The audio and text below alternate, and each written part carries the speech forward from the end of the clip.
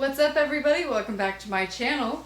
Today I'm going to show you how to do non-heat curls with this. Alright, so this is specifically a very thin thing that I knitted, but you don't need to knit yourself a weird long scarf. You could use the tie from a robe. You could really use anything that's about these dimensions. You just want to make sure that it's around this long, because if it's not, it won't be long enough to tie.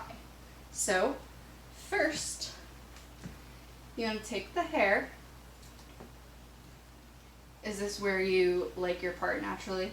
So you just want to make sure that you brush the hair out, make sure there's no tangles, make sure your part is where you want it to, and then you separate it along the back.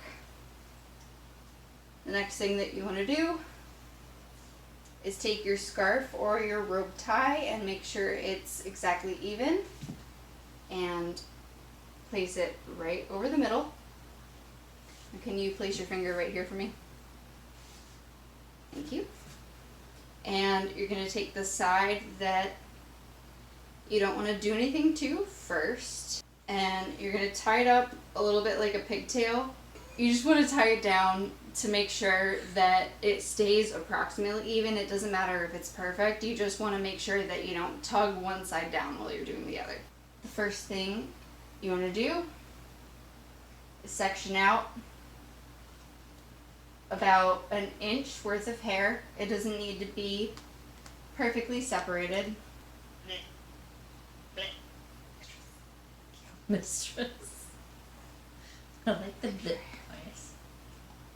There we go. Now that you have it brushed, you want to just separate it into two. Move it back over. And there's two different ways of taking advantage of this style. You can do them all in the same direction or all in different directions. And for this style, I will show you different directions. So we're going to take the first piece of hair and we're going to loop it over the top and around. Then we're going to take the back piece of hair and loop it around over the top. Battle going on. There's a battle. And then we're just going to take another section of hair from the front. And you want to make sure that you do it in the same order every time. And loop it over the top and around the back. So for a closer look, you're going to take a section of hair, separate it out, loop it around the top and over the back. And the same with the back section. I'm going to separate a section of hair, loop it around the top. So you're and over basically the back. braiding it, but with an extra thing. Kind of, but not really. At first, when I looked at this method, I thought that it was braiding, but when you actually look at it, how you do it, it's not quite braiding, because you're not just trading them back and forth. You're just winding it around. Yeah. Okay. I find this method to be a lot easier than the other one, and I will show a time lapse of how to do the other method. It really depends on what look you're going for. This is a lot easier, and if you prefer this pattern of curls, then this is the way to go.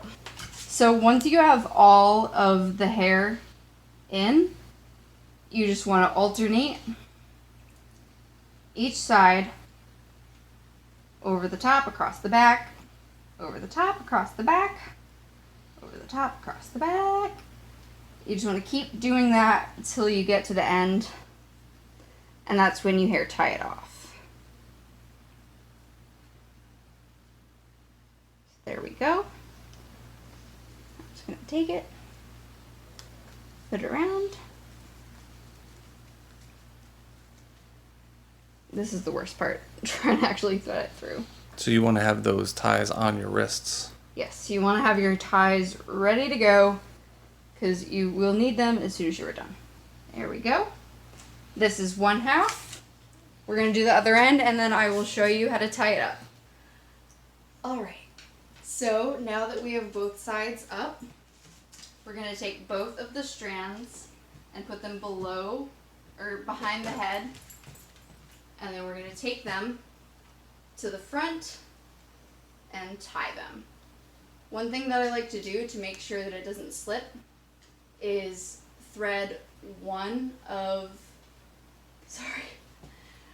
them through the top loop just so it doesn't slide behind. I find that if you put the braided bits behind the stuff that's actually attached to the head, then they'll slip all over the place in the middle of the night. But if you put them in front of the stuff that's braided to the scarf, then it'll stay secure and it'll be totally fine. So you loop it through the front and then you loop towards the top of the thing, and then you can just tie a little bow. Be very careful not to get any top hairs involved in it. And there we go. Now you just sleep with this in your head overnight, and then we will show you what it looks like in the morning. That's how it looks in the back. It's the braided bit and then crossed over the bottom and then a little bow. That's all. Thanks. Bye. Bye. Alright, it's the next day. Our hair has dried overnight, and now it's time. I'll give her some millet. We'll start over. Alright, our hair has set overnight. Everything's nice and dry, so we're just going to take it out. Sorry. It's okay. When you're doing it on someone else, it's really hard not to hit them in the face with a bow. Soft yarn is okay. Yes. We take our hair ties out, and then we just, one at a time, loop them off of the skirt.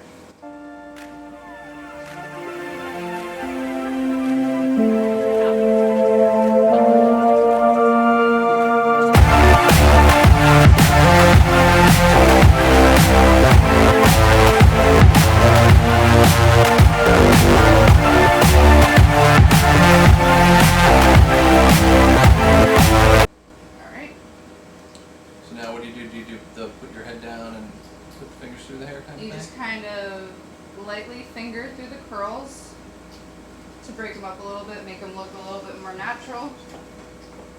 This side looks really, really nice. There we go. And you can flip yourself up and like give it a good jush. Yeah, do the jush. Like work your fingers through it at the roots and like separate it from your scalp.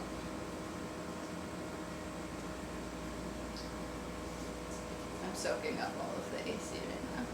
Nice. Make a good shake. It is poofy. We'll tuck this under. It's pretty awesome. Well, it'll definitely. And at this point, you can keep it like this. You can brush it out to make it more of a like entire wave. Normally, I would take a brush and like go at it with the top a little bit, just to like calm it down a little.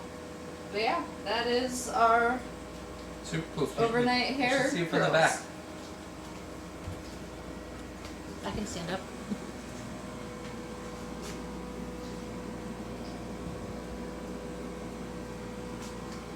That looks pretty great. Super color poofy.